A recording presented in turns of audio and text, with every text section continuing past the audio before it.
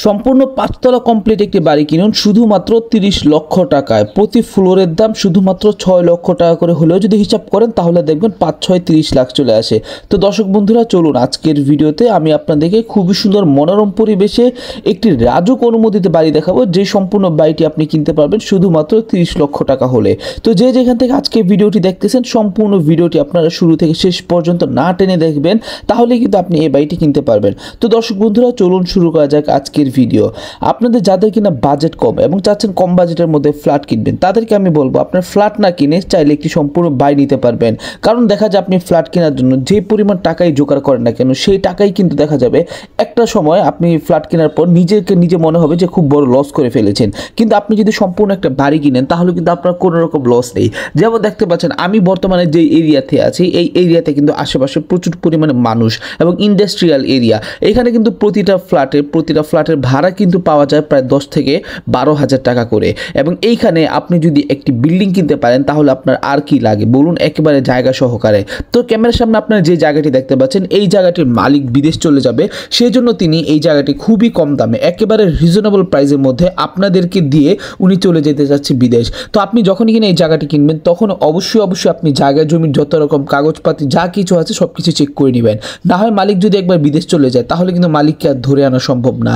তার জন্য আমি আপনাদেরকে বলবো আজকের ভিডিওতে আমি বাড়িটি আপনাদেরকে দেখিয়েছি ঠিকই, কিন্তু এই বাড়ির মালিকের থেকে যত রকম কাগজপাতি যা আছে সব কিছু কিন্তু আপনার নিজের বুঝে নিজের কিনা লাগবে।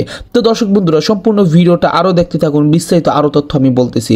বন্ধুরা দেখতে পাচ্ছেন আপনার এই বাড়ির পাশে কিন্তু এখানে বারান্দার জন্য জায়গা করা দেওয়া আছে। যেহেতু মালিক বিদেশ চলে যাবে তার জন্য তিনি এই বাড়ির কাজটা আর আগাননি, কারণ মালিকের শালি মারা গেছে, যার জন্য মালিকের মন একেবারেই খারাপ। এবং মন খারাপ থাকার ফলে কিন্তু মালিক বর্তমানে বিদেশ চলে যাচ্ছে, মালিকের বউ ও ছেলে পরিবার সহ সবাই কিন্তু ওনারা বিদেশ চলে যাচ্ছে।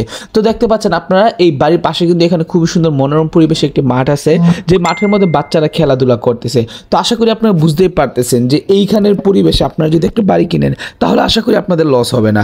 তো দর্শক বন্ধুরা দেখতে পাচ্ছেন আপনারা আশেপাশে কিন্তু আরও প্রচুর পরিমাণে বড় বড় বিল্ডিংস আছে, এবং এই বড় বড় বিল্ডিংয়ে কিন্তু খুবই পরিমাণে কি বলবো ভাড়াটিয়ারা থাকে, এবং এই বাসাতেও কিন্তু বর্তমানে ভাড়া চলতেছে, এবং এই বাসাতে কিন্তু বর্তমানে ভাড়াটিয়া আছে।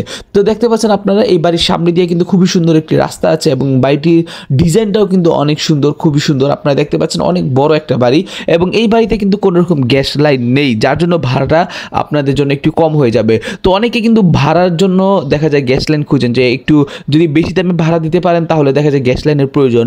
সো এই বাড়িতে কিন্তু কোনো রকম গ্যাস লাইন নেই, যেহেতু বাড়িটি নতুন করা হয়েছে, বেশি দিন হয় নাই, মাত্র 4 থেকে 5 বছর হয়েছে, সেই জন্য কিন্তু এই বাড়িটিতে কোনো রকম গ্যাস লাইন নেই। তো আপনি যদি চান যে আপনি এই বাড়িটা কিনবেন তাহলে অবশ্যই বলবো ভিডিওর নিচে আপনি কমেন্ট করে দিবেন মালিকের নাম্বার দেন লিখে, তাহলে অবশ্যই আমি মালিকের নাম্বার দিব।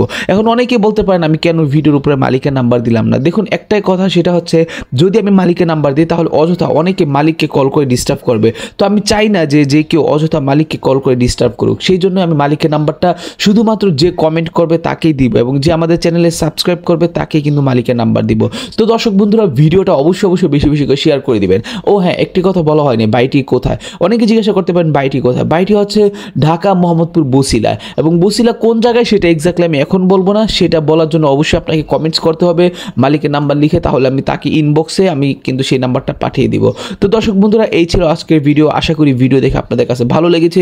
অবশ্যই আরেকবার আমি বলবো ভিডিওটা আপনারা সবাই শেয়ার করে দিবেন, বেশি করে যত জায়গায় পারেন তত জায়গায় কিন্তু আপনারা শেয়ার করে দিবেন। শেয়ার করে দিলে দেখা যাবে যে আপনি না কিনতে পারলেও আপনার আশেপাশে যারা আছে তারা কিন্তু এই বাড়িটি কিনতে পারবে।